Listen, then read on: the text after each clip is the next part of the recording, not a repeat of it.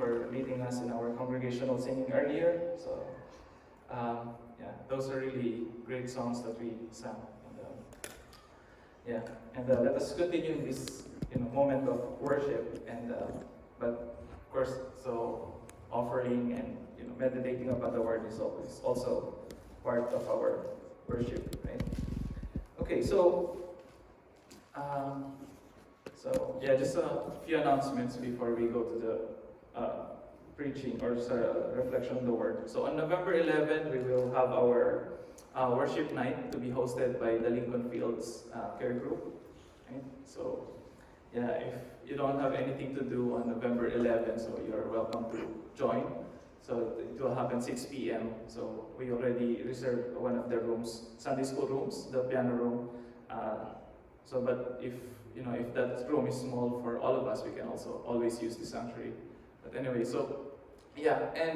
November 12 will be Operation Christmas Child Packing Day, and we're going to have our Christmas concert on December 10 and December 17. So I'm just mentioning this ahead of time so that we have more time to prepare and pray about this, right? So we have major activities going on this winter. So and especially this Christmas concert, I just like to mention that we would like to make it as an offering to the Filipino community here in Ottawa. So the theme for this concert or presentation is like, ano ba yung Paskong Pinoy, or yung meaning ng Pasko for many Filipinos. And at the same time, of course, we will also take this time as, to reflect upon the meaning of Christmas, right?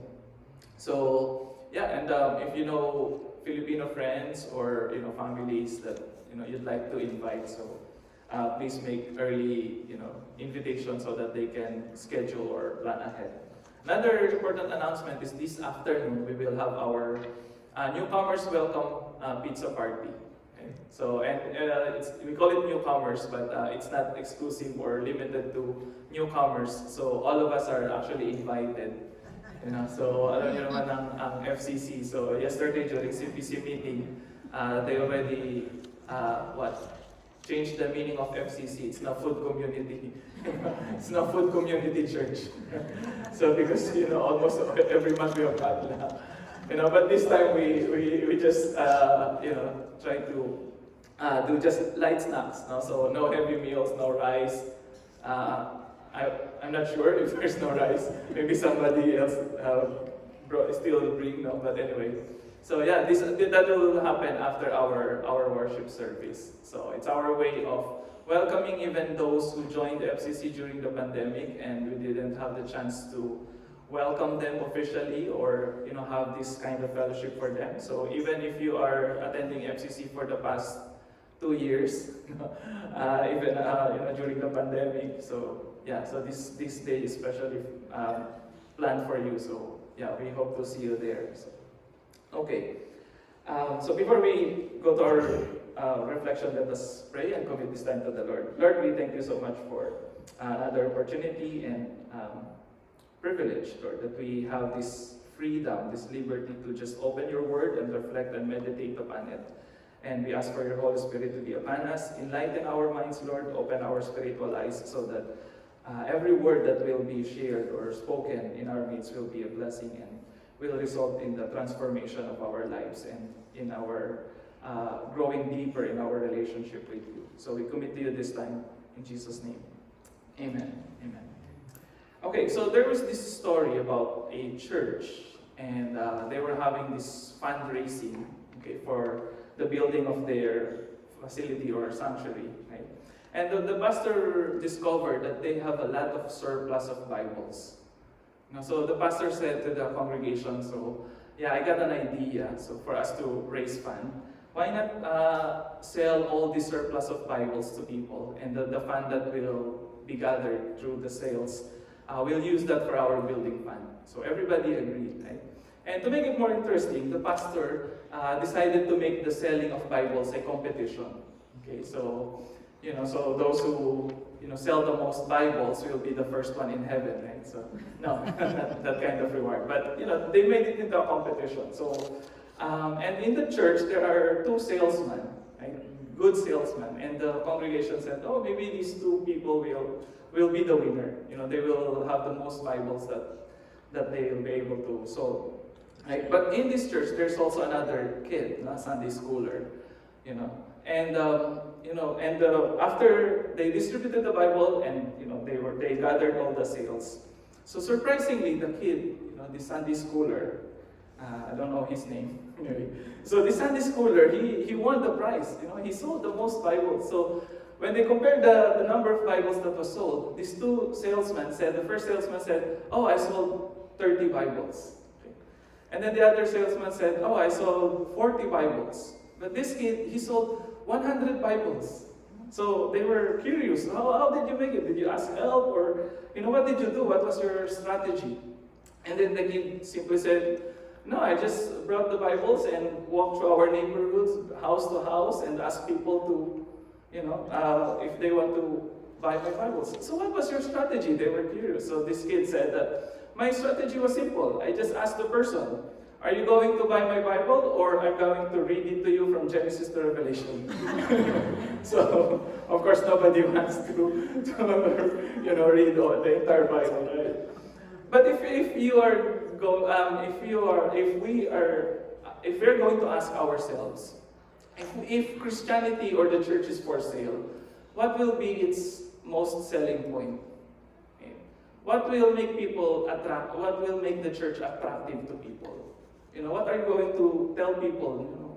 By our church. No, not by our church, but what will make people love the church more? If you're going to promote the church, what will be our best selling point? And this afternoon, I think the best selling point for the church is no other than its Lord and Savior, Jesus Christ. So this afternoon, I'd like to talk about the supremacy of Christ.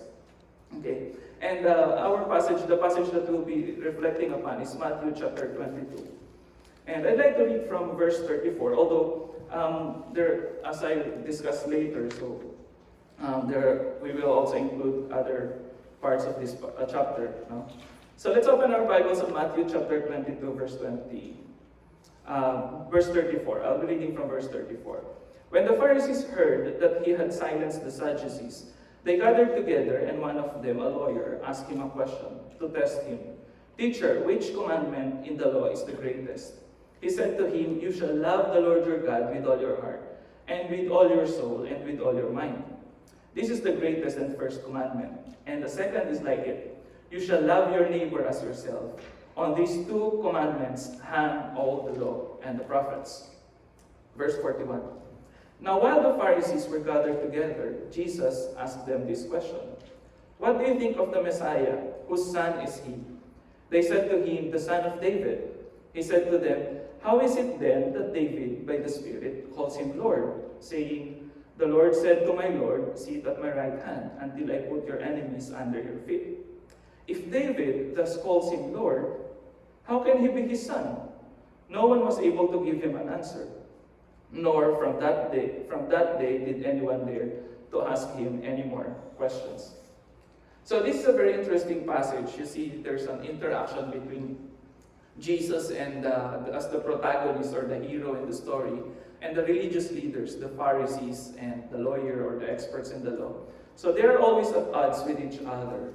Okay, and in Matthew, we see here there's a special focus or Matthew highlighting the relationship between Jesus and these religious leaders, and they're always clashing each other, but not violently, not physically, but more in terms of their theology, in terms of their ideas, right? And we know that the Pharisees are people who basically they strongly advocate for the strict observance of the Torah or the Mosaic covenant. So modern theologians or pastors would call that as legalism. But as I mentioned before, it's not actually legalism per se that Jesus is criticizing these people. He is criticizing them basically because of their hypocrisy. Right? Because if you're just passionate about strict adherence to the law or strictly obeying the word of God, there's nothing wrong, right? If you're just passionate about the word of God, like in Psalm chapter 1 we read earlier, right? Blessed is the man who doesn't walk in the counsel of the wicked, but his delight is in meditating the law of the Lord. And basically, this group of people, the Pharisees, the experts in the law, they started like that. They are very passionate about applying or observing the Torah to the people. Because for them, the reason why Israel suffered in the past, the reason why there is exile and destruction of their city, was because of their unfaithfulness to Yahweh, their God. So, this group of people were formed so they can advocate strongly. Right? And it was also interesting to note that when Jerusalem was restored during the Persian Empire, the temple was rebuilt under Herod, and the city walls were also established. They put it up. But did you notice that when Israel was restored in the time of the Second Temple, the kingship of David was not restored? Right? There was no king in the land of Israel, even after they recovered the city, or they were allowed to go back. That's why some scholars are actually questioning whether Israel was really liberated from their exile. Because they were allowed to settle there, to back in the land, but actually, they were not allowed to have their own king. And even the religious leaders are hesitant to put up their own king. So you have Herod, you have the family of Hasmoneans, and these are people who are installed by foreign rulers like the Romans. So they are not really free as a people this time, right? And these people, the religious leaders, they are, very, very zealous about, telling people that you should be faithful to the Torah, right? The problem, however, is as time goes by, these people, because they got very influential and powerful in the land, so corruption also happened. They became collaborators of, the powers in their, in their region, and etc. All those. And Jesus was actually criticizing them for that. For Jesus, his issue with them is not really their zealousness or strict adherence to the Torah. Rather, it is actually, as I mentioned, their hypocrisy and their oppressive practices towards the ordinary people, as you will see in Matthew chapter 23, when Jesus denounces the Pharisees. He told them in verse 1, "Then Jesus said to the crowds and to his disciples, 'The scribes and the Pharisees sit on Moses' seat. Therefore do whatever they teach you and follow it, but do not do as they do, for they do not practice what they teach. They tie up heavy burdens hard to bear and lay them on the shoulders of others, but they themselves are unwilling to lift a finger to move them.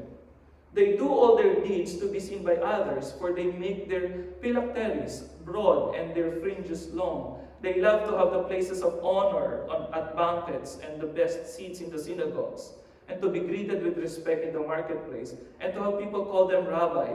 But you are not to be called rabbi, for you have one teacher, and you are all students.'" In other words, over the years, especially in the time of Jesus, this group of people became proud. They were so corrupted. Their practices were abusive towards other people, and they take advantage of the weak. That's why in the Gospels, when you look at the Gospels, the characteristic of the people of God, as what we did in the previous sermons, is that these people are the humble, the meek, the ordinary. So you will notice even Jesus. When Jesus was teaching in Jerusalem and Israel at that time, he spends his time more on the streets rather than in the temple. He likes to go to houses and have parties with them. Have dinner, with tax collectors and everything, right?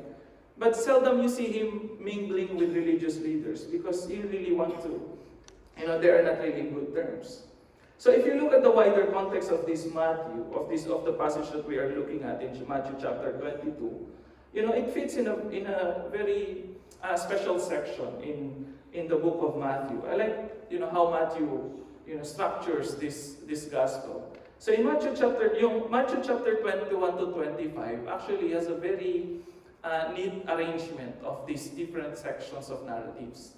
So you will notice in chapter 21 how Jesus entered Jerusalem as a king, right? And in Matthew chapter 25 verses 1 to 46, you see there the parables about the coming of the kingdom, and it ends with the coming of the Son of Man in verses 31 to 46 as he judges all the people of the world. And you see here how each section mirrors the other.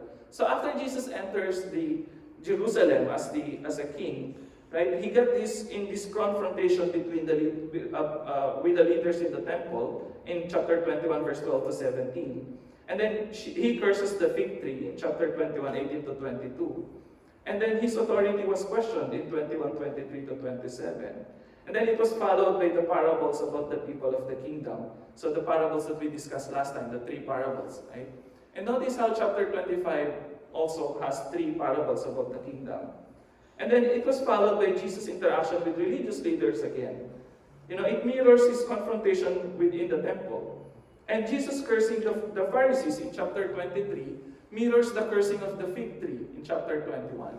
And Jesus prophesying about the destruction of the temple, it mirrors his authority that was being questioned.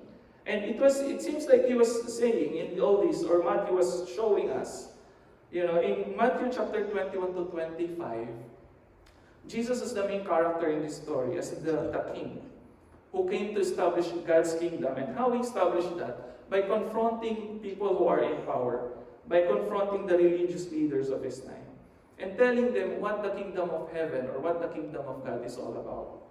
Right? So we are focusing now this afternoon on chapter 22.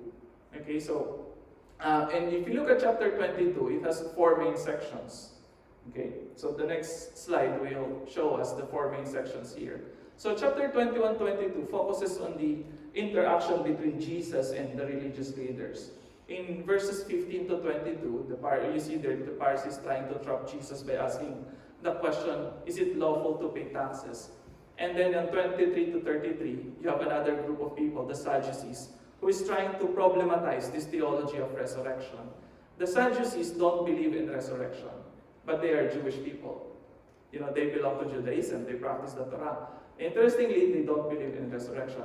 So I will not talk about that. It's, a big topic to discuss. But anyway, so after that, you have the Pharisees asking Jesus what is the greatest command. And then in chapter 22, 41 to 46, the situation was reversed. It was Jesus' turn to challenge the Pharisees by asking them the question, whose son is the Messiah? So in this reflection this afternoon, we'll just focus on the three. Jesus' interaction with the Pharisees. We'll just skip the Sadducees part, right? So, and in all this conversation, of course, Jesus always wins. And that is the point of our reflection, the supremacy of Jesus. So the religious leaders cannot match his wisdom. Hence we see here how Matthew demonstrates to his readers the meaning of Jesus' supremacy over their leaders. So basically, this is what I'd like to propose to you this afternoon. That the supremacy of Jesus Christ as the Messiah is seen in how he promotes the values of the kingdom. And as the Messiah, he's the one who inaugurates, who starts God's eschatological kingdom. So what did Jesus teach his disciples with regards to the overall feature of this kingdom? So if the main purpose or the main preaching of Jesus, the main content of his message and his mission is about the kingdom, so what is the kingdom all about? So let's look at the first one. In verse 15 to 22, his conversation with the Pharisees. Okay, so we just, we're still in chapter 22, so let's start with verse 15. The Pharisees went and plotted to entrap him in what he said.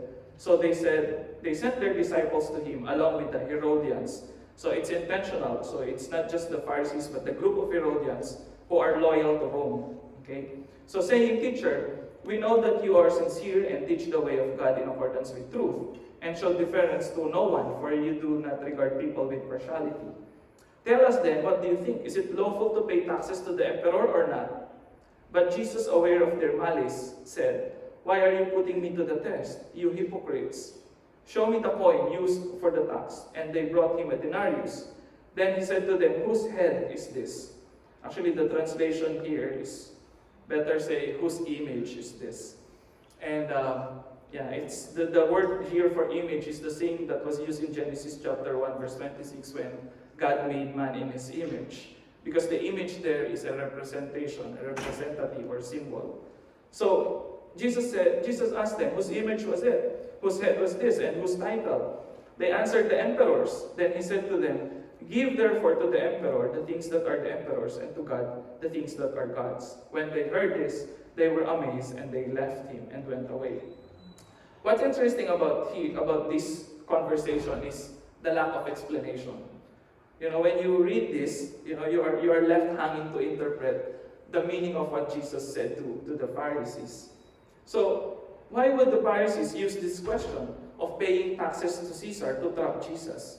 And if you notice, the question seems to be a very simple question that can be answered by yes or no. Is it lawful to pay taxes or not? No. So it's just a yes or no question.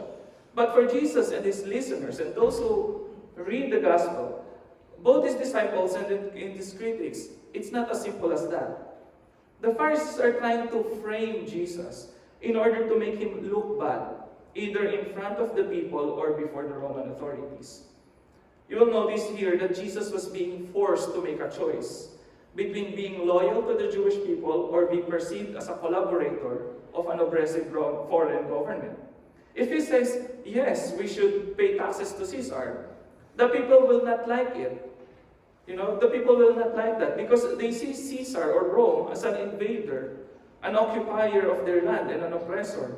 If Jesus will tell people to pay their taxes, it implies that he acknowledges the power of Rome over them. Therefore, he may be perceived as betraying his own people by being subservient to Rome. On the other hand, if he says, no, we should not pay our taxes, notice again the audience, there are Herodians there, loyal to Rome. So, if he says, no, we should not pay our taxes because we are already being taxed by the temple, it's an additional burden for us. But it would mean that he is actually making himself an enemy of Rome. He might be branded or labeled as a rebel or a terrorist. This will put him in a very bad light, and it is detrimental to his life and ministry because he will become the target of Rome. Right? If he's branded as an agitator or the one who is inciting people not to pay their taxes. So the answer to the question cannot be a simple yes or no. Because apparently, these leaders wanted Jesus to make a public statement, either against the temple or against Rome. In that time, Israel or Palestine was under foreign occupation by the Romans. So while people are allowed to practice their religions and traditions, they are also required to pay taxes. And the Jews don't like that. As I mentioned, they are already paying taxes to the temple. Why give us another tax, living in Canada, you know how taxes work, right? So it's really a burden for them, right? So in the time of Jesus, not everybody is actually friendly to the Romans. Many of them actually wanted the Romans to leave their land. That's why in the time there are certain groups called zealots or sicari. The movie Sicario. It was taken from this group of people, or these are Jewish militants at that time. And these people are ready to kill, even assassinate Roman officers and officials because they see them as occupiers and enemies. So Jesus responded to the question by putting everything in their proper places. So the issue of paying taxes to Rome, as I mentioned, is an issue of choosing between two powerful sides.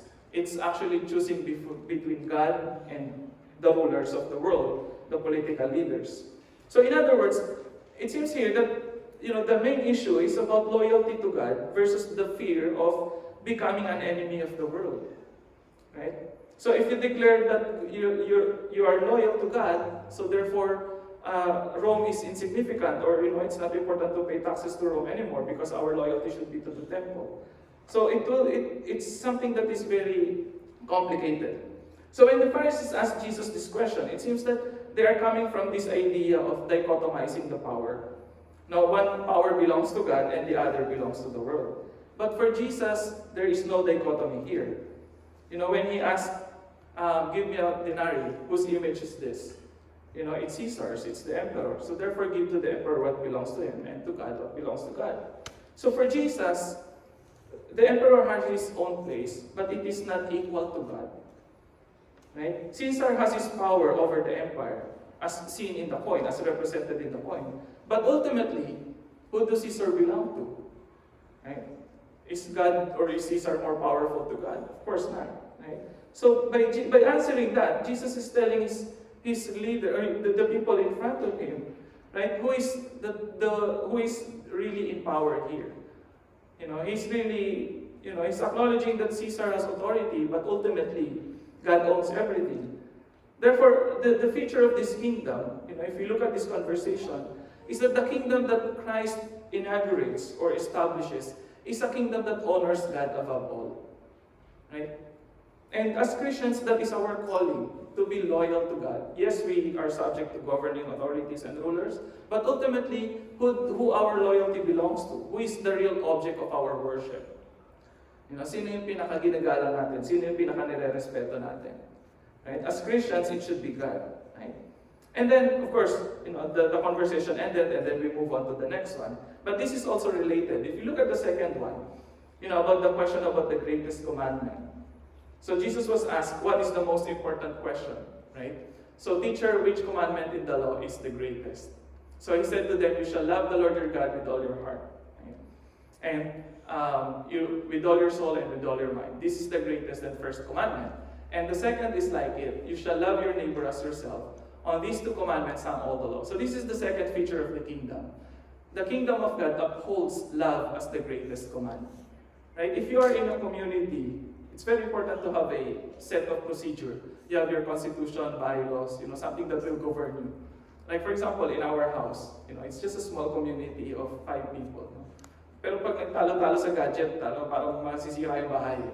So, if one child is in conflict with another, who will use the gadget first, or who will use the iPad or the cell phone, it creates conflict and chaos. So you have to put rule. You have to put, policies, right? So if you're going to establish a kingdom, what will be the main rule of your kingdom? And it seems here, that is the point of this conversation. For the Jews in that time, they already know what the most important command is. To love the Lord your God with all your heart. And this is actually enshrined in their Shema, in Deuteronomy chapter 6. Shema Yisrael Adonai Eloheinu Adonai Echad. Ve'ahavta et Adonai Elohecha ve'chol levavka u'b'kol nefashka u'b'kol meyodecha. That is the Shema in Hebrew, right? But it's interesting how Jesus adds a second command. Jesus added the second command, love your neighbor as yourself. This is taken from Leviticus chapter 19. Ve'ahavta l'recha medocha ani Adonai. That's Leviticus 19:18. You shall love your neighbor as yourself. I am the Lord. When Jesus was asked, what is the greatest command? It was singular. But his response was plural. 2 commands. And he said, on these 2 commands hang all the law and the prophets. This expression points to the Tanakh, the Hebrew Bible. The law is the Torah, while the prophets are the Nevi'im and the Ketuvim. Therefore, Jesus was saying to the Pharisee in conversation here, that the whole scripture of the Word of God can be summarized in these 2 commands. Genesis to Revelation, just summarized there. So that's why I love Jesus. He just have 2 commandments. Sa bahay yung nanay, maraming commands. So, yeah, I also got that from Facebook. Anyway, so the interesting part here, as I mentioned, is that the Pharisee was asking which command, but Jesus said these 2 commands. So again, the Pharisees was trying to limit the law of God into loving God. But Jesus points them to the truth, that loving God will not make sense if you cannot love your neighbor as yourself. Therefore, for Jesus, both loving God and loving your neighbor are equally important. Is there hierarchy or priority that, we should prioritize on loving God, on worshiping God? It's good, you sing worship songs, you go to church, you give your tithes, But if you look at the scripture, it's not the only way, and it's not the way of actually the loving God. There's no really hierarchy. Because our love for God is actually made real by the way we love our brothers and sisters, since they are also made in the image of God. And it's interesting because it's easy to say, I love you to someone that you cannot see, right? But to someone that you see and you know their flaws, their limitations, their ugliness, it's very hard to say love or, you love that person. So it's really a big challenge, to love God and to love your neighbor. It's easy to say love God, but it means for us as Christians, as followers of Jesus, we have to, look at the way how Jesus applied this command, right? Hence, in 1 John chapter 4, if you open your Bibles in 1 John chapter 4, in verse 19, it says, we love because He first loved us. And those who say, I love God, and hate their brothers or sisters are liars. For those who do not love a brother or sister whom they have seen, cannot love God whom they have not seen. The commandment we have from Him is this: those who love God must love their brothers and sisters also. And this is the kind of love that is demonstrated to us by God through Jesus. Again, in 1 John chapter 4, you read in verse 10, in this is love, not that we love God, but that He loved us and sent His Son to be the atoning sacrifice for our sins. Beloved, since God loved us so much, we also ought to love one another. No one has ever seen God, but if we love one another, God lives in us, and His love is perfected in us. So if we want to belong to this kingdom of God, the challenge for us is, are we ready to follow this command? Not just loving God, are we ready to love our neighbors? And again, this has a big connection with the kingdom, right? As I mentioned, kingdom should have rules and policies, right? So essentially, the kingdom belongs to those who understand the profound meaning of the law, which is to love God. But there's a little complication, as illustrated in Luke chapter 10, when the expert of the law asked Jesus this question. And you will see in Luke chapter 10, verse 25, that the answer of loving God and loving your neighbor did not come from Jesus. It came from the person. In other words, this person already knows the important commandment. But again, there's a complication, like asking the question, who is my neighbor? How do you define neighbor in this statement, in this rule or law? No? So for those of you who are involved in policy making, things like that, defining rules can be very complicated, right? So the question, who is my neighbor? And so before we define, we define neighbors, or our understanding of neighbors is in terms of proximity. Those who are close to us, who live right beside our house. But now, since we are living in a globalized world, in a borderless society, the neighbor is redefined. Because you can already see what's happening in the other side of the world just by looking at your gadget or your through mass media. So neighbor now has expanded. The meaning of neighbor now has expanded, right? So it's not just about the person living next to our house, but it could be, people in general. So, and you will see also in Matthew chapter 5, verse 44, Luke 6:35, how Jesus also expanded the meaning of neighbor, which includes the enemy.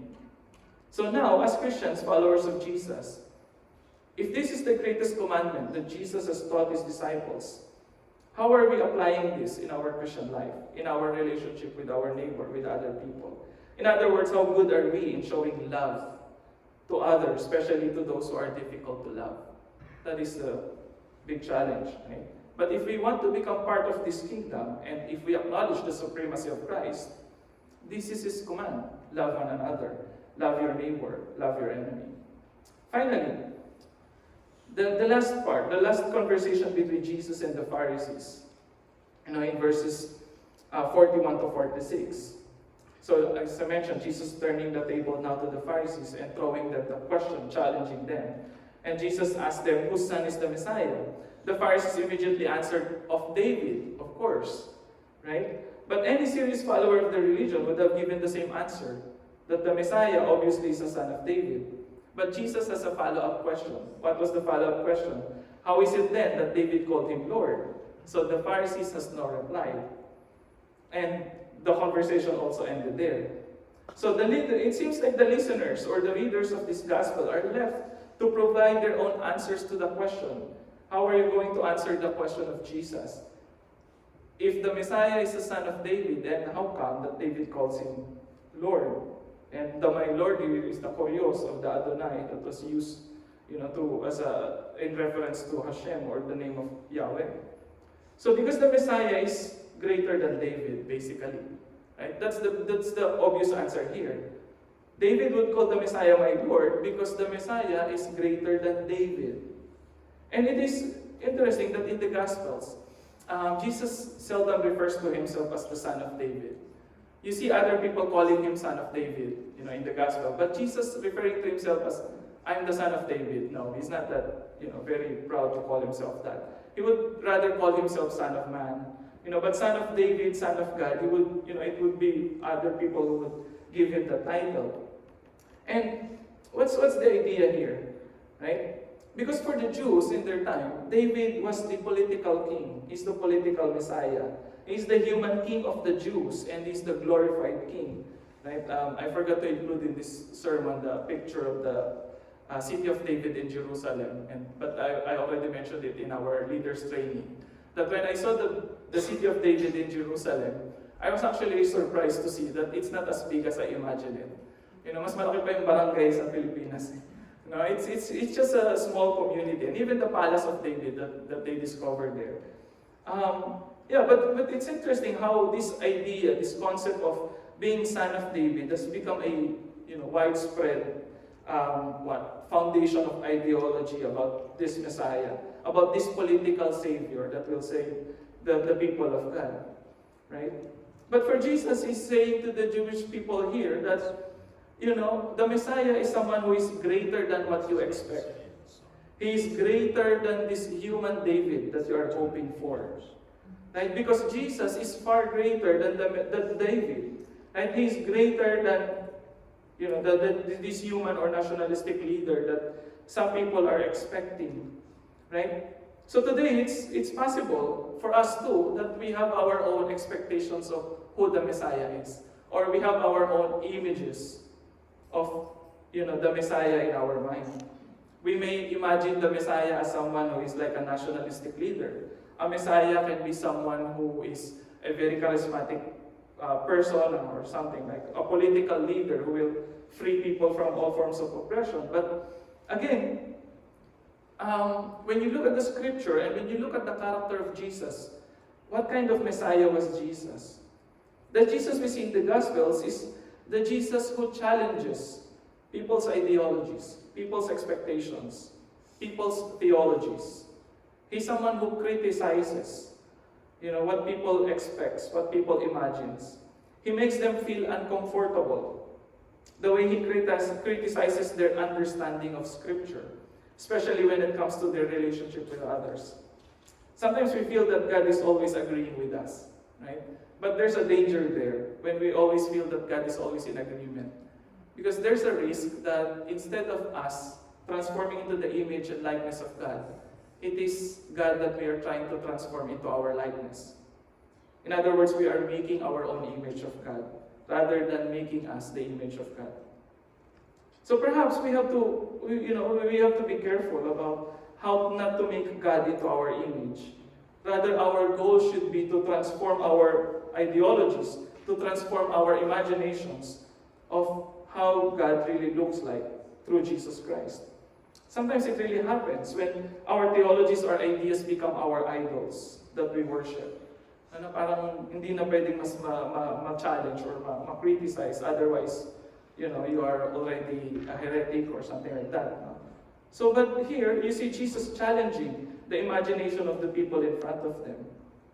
So the challenge for us is not to make idols of our own expectations of how God works in our lives. It's also dangerous, right? Sometimes you put a certain expectation about God. I remember this story about this guy who prayed. In the Philippines, it's very familiar to have floods, right, during a storm. So this person prayed to God that, Lord, save me. And then while he was praying, kumatok yung barangay leaders, the community leaders, and trying to tell this person, you should evacuate, we'll help you. He said, no, I'm praying to God. He will save me. So umalis na yung mga barangay, the community leaders left him. And then the water went up to his neck. Okay? And then here comes the municipal boat, trying to rescue him. Oh, you should come with us. Let us evacuate because the water is getting higher. So, no, I'm praying to God and I know He will rescue me, and I'm waiting for Him. So, the rescuer left. And then the last part is, the water's already high, so he has to climb the roof. And on top of the roof, so he's praying to God for rescue, and then a helicopter came. And then, they were inviting him, come up. So he refuses, and then he died, eventually. So when he came to meet his Creator, he said, God, you're so unfair. I was praying and I was hoping that you will save me, but you did not. And God said, I did. I sent you the barangay officials, I sent you the boat, I sent you the helicopter. So what else can I do for you? Sometimes when we limit our imagination of how God works in our lives, it can be very harmful to us as well. So it's always okay to have this conversation with Jesus and with the Scripture to challenge our own imagination of how God works in the world today. Right? So now, in conclusion, we are in this theme of becoming a growing church. Just like the tree that is planted by the rivers. So, do we want to become a growing church? Of course, the answer to that is yes. And in order for us to become a growing church, I think what we need is our church to really become an adult. We need to mature, we need to grow up, we need to outgrow our, old way of life and to embrace the kingdom that Jesus is preaching, is telling us. Number one, we need to reevaluate who is the real object of our worship. Do we consider God to be the greatest? Or are we worshiping our own idols created in our image? A growing church is one that acknowledges the supremacy of Christ and is a faithful worshiper of God, not Caesar, not the earthly powers, not the earthly rulers. Our loyalty and commitment should be on Jesus and on God alone. Second, to become a growing church, we need to learn the implications of the greatest command to love God and to love your neighbor. How do we show our love for God and our neighbor? Shows our maturity, our deep relationship with Christ. If we know that implication, and if we can follow the radical love of Christ, of offering His life to sinners. A growing church is one that upholds this greatest command to love. Number three, we need to grow deeper in our understanding of Jesus and His mission. Do we recognize the supremacy of Jesus Christ as our Messiah? Do we acknowledge the supremacy of Jesus Christ? That He is not just the Son of David, but He is the Son of God, who taught us the true meaning of being made in the image of God. As Christians, our ultimate goal is the kingdom. Matthew 6:33. Seek ye first the kingdom of God, and all these things shall be added to you. In the Lord's Prayer, it says, your kingdom come on earth as it is in heaven. And Jesus said to Pilate, my kingdom is not from this world. In Revelation, there is this vision in Revelation chapter 21. I saw a new heaven and a new earth, for the first heaven and the first earth had passed away, and the sea was no more. And I saw the holy city, the new Jerusalem, coming down out of heaven from God. The city, the kingdom that Jesus is establishing, it's not made by any rulers on earth, but it actually is coming down from heaven, coming from God. A kingdom that is established by the vision and by the purposes of God. And this is also our vision. This is our hope, that the kingdom of God will be established through Jesus Christ, our sovereign Lord. Let's pray. Lord, we thank you for how your word reminds us of the life and the ministry of our Lord and Savior, Jesus Christ. We thank you for how you have given Him as our Savior, as our Messiah, someone who will really free us from everything that enslaves us and sometimes even our own way of thinking, our worldviews, our perceptions. So we just pray, Lord, that the life of Jesus will always be a light that shines to us, that enlightens our mind, Lord, for us to see what is the purpose, what is the will of God is in our lives. This is our prayer in Jesus' name. Amen. Let us all rise for our close.